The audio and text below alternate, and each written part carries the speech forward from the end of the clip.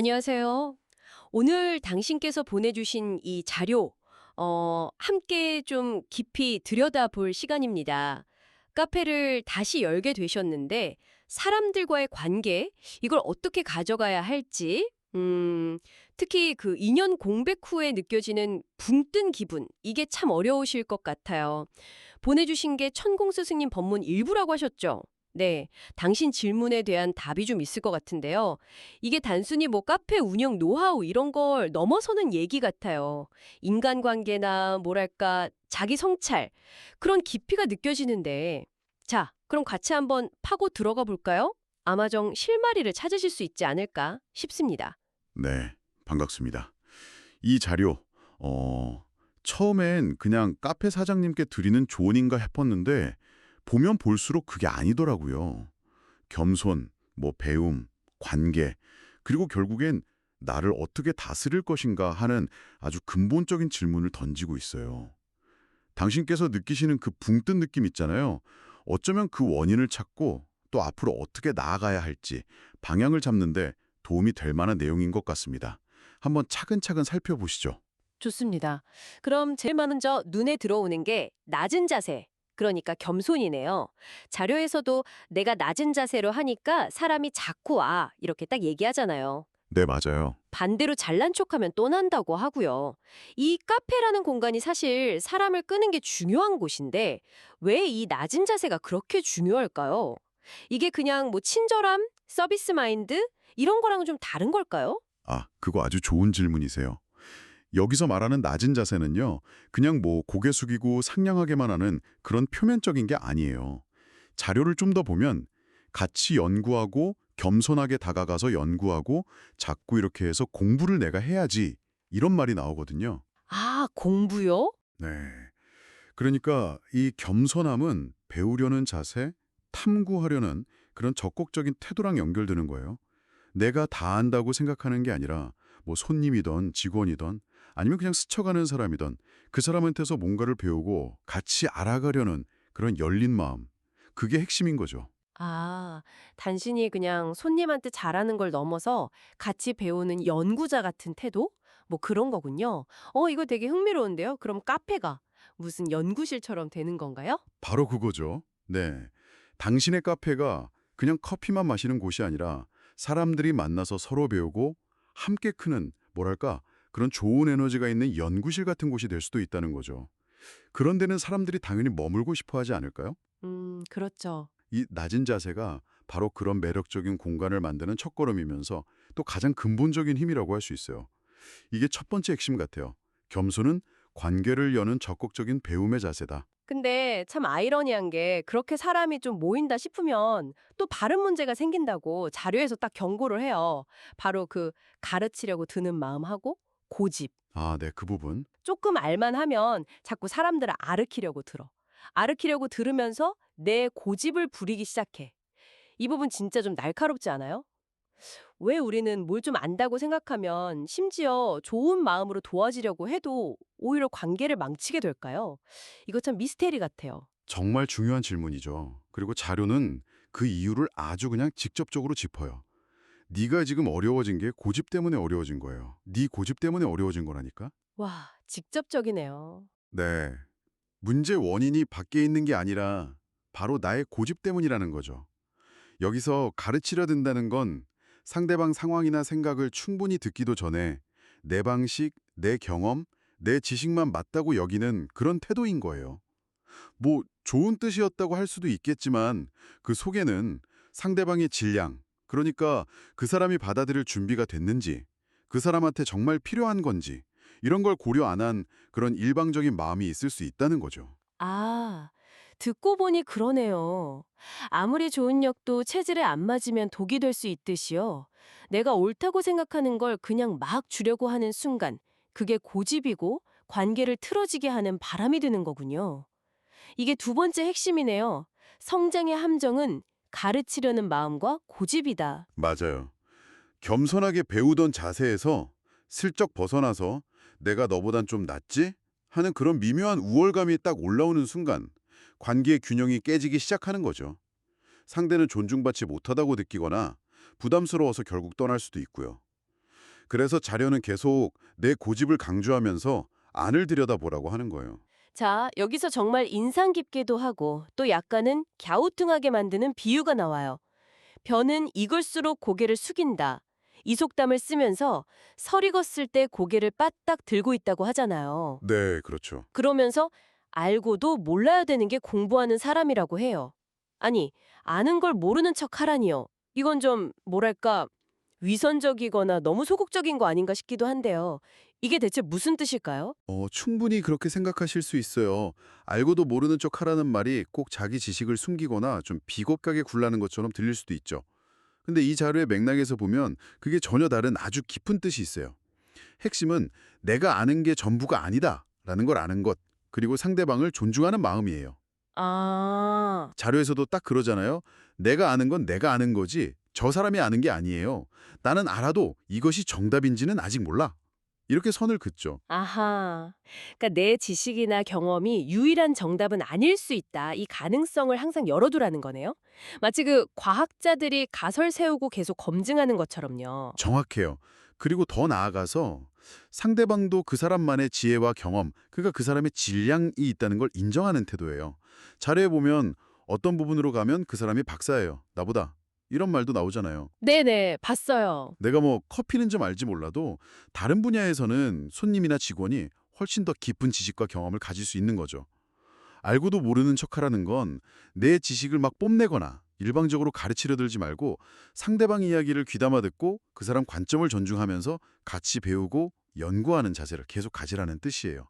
내가 아는 걸 겸손하게 나눴을 때 상대가 그걸 기쁘게 받아들이고 좋아하면 그때 비로소 좋은 관계가 된다는 거죠. 이게 세 번째 핵심. 진정한 알은 겸손한 나눔과 상호 존중에서 온다. 척하는 게 아니라 진짜로 상대한테 배울 게 있다는 그런 열린 마음인 거죠. 해야 할까요? 사람들한테 잘 보이려고 막 애쓰거나 관계에 얽매이지 말고 오히려 내 공부에 집중하라고 하거든요. 네, 맞아요. 다시 내가 공부한다라는 이런 생각을 가지고 다시 내가 자중해가지고 내 공부를 열심히 하면 그 에너지가 밖으로 자연스럽게 퍼져나가서 사람들을 끌어당긴다고요? 이게 무슨 자석처럼요? 가만히 내실을 다지는데 사람들이 저절로 온다니 솔직히 조금 믿기 어려운 얘기 같기도 한데요. 네, 그렇죠. 요즘 같은 세상에선 좀 비현실적으로 들릴 수도 있어요. 뭐 적극적으로 마케팅하고 네트워킹해야 사람들이 온다고 생각하기 쉬우니까요. 근데 이 자료는 좀 다른 차원의 원리를 이야기하고 있는 거예요. 바로 내면의 힘, 자료 표현대로라면 내공을 기르는 게 중요하다는 거죠. 내공이요? 무슨 무협지 같네요. 억지로 관계를 만들거나 사람을 끌어모으려고 애쓰지 말고 스스로 배우고 성찰하면서 내면의 깊이를 더하는 데 집중하라는 거예요. 아, 그 내공이라는 게 구체적으로 뭘까요? 그리고 그게 어떻게 사람을 끌어당긴다는 거죠? 네, 그렇죠. 근데 여기서 내공은 뭐 신비한 초능력 이런 게 아니고요. 꾸준히 자기를 돌아보고 배우면서 얻어지는 깊고 좀 안정된 내면의 힘, 아니면 뭐 진정성 있는 존재감, 이렇게 볼 수 있을 것 같아요. 잔류에서도 이 안에서 나는 공부하고 내가 공부하고 있을 뿐인데 이것이 내공이 밖으로 나가거든 이게 풍기는 기운이 달라. 이렇게 설명하잖아요. 네. 그러니까 내가 꾸준히 배우고 성장해서 내면이 단단해지면 그게 겉으로 드러나는 분위기나 에너지, 즉 기운으로 나타난다는 거예요. 그리고 이 맑고 깊은 기운이 다른 사람들한테 매력적으로 느껴져서 자연스럽게 끌어당긴다는 원리죠. 심지어 자료에서는 사람이 신이기 때문에 그 사람 안에도 이 영혼이 있단 말이야. 지나가면서 자꾸 끌리는 거야. 어떻게 들어가 보고 싶고 이렇게 말하면서 인간의 영적인 면하고 연결시키기도 하고요. 와, 듣고 보니 진짜 일리가 있어요. 왠지 모르게 좀 편안하고 좋은 기운이 느껴지는 사람, 아니면 그런 공간 있잖아요. 굳이 막 화려하지 않아도, 말을 많이 안 해도, 자꾸 마음이 가고 머물고 싶어지는 곳. 네, 그렇죠. 그럼 당신의 카페가 그런 곳이 되려면 겉으로 보이는 것에 신경 쓰는 것보다 오히려 당신 스스로 내면을 닦는 내 공부에 집중하는 게 제일 효과적일 수 있다는 거네요. 이게 네 번째 핵심이군요. 내면의 공부, 내공이 사람을 끌어당기는 진짜 힘이다. 그렇습니다. 억지로 뭘 하려고 하기보다 당신이 진심으로 배우고 성장하는 그 과정 자체가 제일 강력한 마케팅이고 관계 맺기의 기본이 될 수 있다는 거죠. 어찌 보면 역설적이지만 참 깊은 통찰이에요. 당신의 그 붕 뜬 느낌도 어쩌면 내면의 중심을 잡고 내 공부에 집중하라는 신호일 수도 있고요. 마지막으로 조금 의외의 조언이 있어요. 사람한테 정을 너무 주지 말라는 건데요. 아, 네.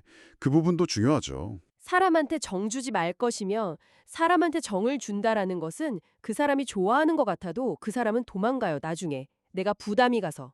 이 부분은 좀 차갑게 느껴지기도 하고 우리가 보통 관계에서는 따뜻함이 중요하다고 생각하는데 그거랑 좀 다른 것 같아요. 왜 이런 말을 할까요? 정 없이 어떻게 관계를 유지해요? 바로 그 지점에서 우리가 관계에서의 적절한 거리, 그리고 감정의 질에 대해서 좀 생각해 보게 돼요. 여기서 말하는 정이 정확히 뭘까 좀 더 봐야 하는데요. 아마 이 자료에서 경계하는 정은 순수한 관심이나 애정이라기보다는 좀 과도한 기대나 집착, 아니면 상대방한테 부담을 주는 그런 감정일 가능성이 높아요. 아, 예를 들면 내가 이만큼 정을 줬으니까 너도 나한테 이만큼 해줘야 해 하는 그런 무언의 압박감이라든지, 아니면 상대방 삶에 너무 깊이 들어가려 하거나 감정적으로 막 의존하려는 마음 같은 거요. 아, 그러니까 건강한 애정하고 부담스러운 집착, 그 사이의 경계를 말하는 거군요. 상대가 원하지도 않는데 너무 마음을 쏟거나 기대를 하는 게 오히려 관계를 망칠 수 있다. 이런 경고인 셈이네요. 맞습니다. 그래서 자료는 또다시 그런 걸 다시 자중하고 내 공부를 열심히 해, 내 공부 이렇게 강조하면서 해결책을 다시 안으로 돌리죠. 사람한테 감정적으로 막 얽매여서 힘 빼지 말고 다시 자기 중심을 잡고 내 공부에 집중하라는 거예요. 찾아오는 사람들한테는 감사하게, 겸손하고 좀 담백하게 관계를 맺는 것. 이게 오히려 부담 없고 오래가는 건강한 관계의 비결일 수 있다는 제안이죠. 다섯 번째 핵심은 과도한 정, 기대와 집착은 관계에 부담이 되니 담백하게 내 공부에 집중하라. 이거네요.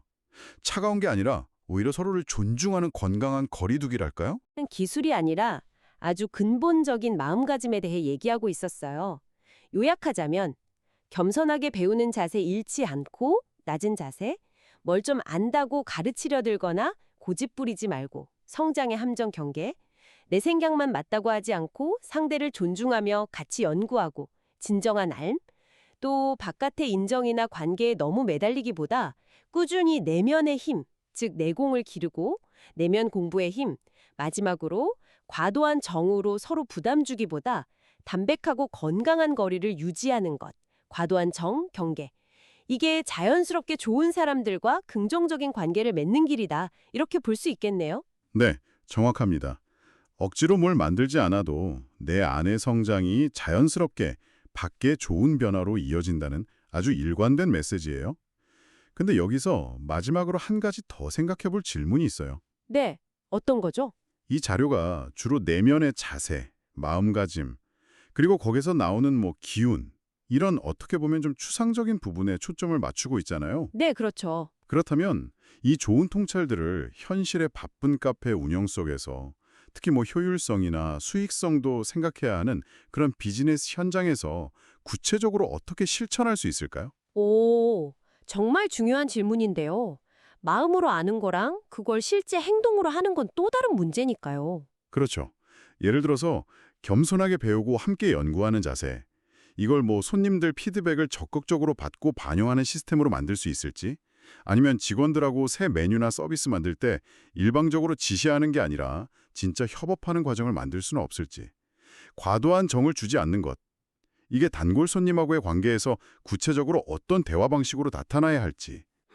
그렇네요. 이렇게 내면의 원칙을 구체적인 행동 지침이나 운영 시스템으로 바꾸는 과정에 대한 고민. 이건 이 자료가 직접 다루진 않았지만 당신께서 앞으로 카페 운영하시면서 계속 탐구해 볼 만한 아주 흥미롭고 또 실질적인 질문이 될 것 같아요. 당신만의 답을 찾아가는 그 과정 자체가 또 다른 내 공부가 되지 않을까요? 마음가짐을 넘어서는 실천적인 고민이라 정말 좋은 화두를 던져주셨네요. 오늘 귀한 자료 덕분에 정말 깊은 대화 나눌 수 있어서 의미 있는 시간이었습니다. 이 내용들이 당신의 고민에 새로운 빛을 좀 비춰주고 앞으로 나아갈 길에 든든한 디딤돌이 되기를 진심으로 바랍니다.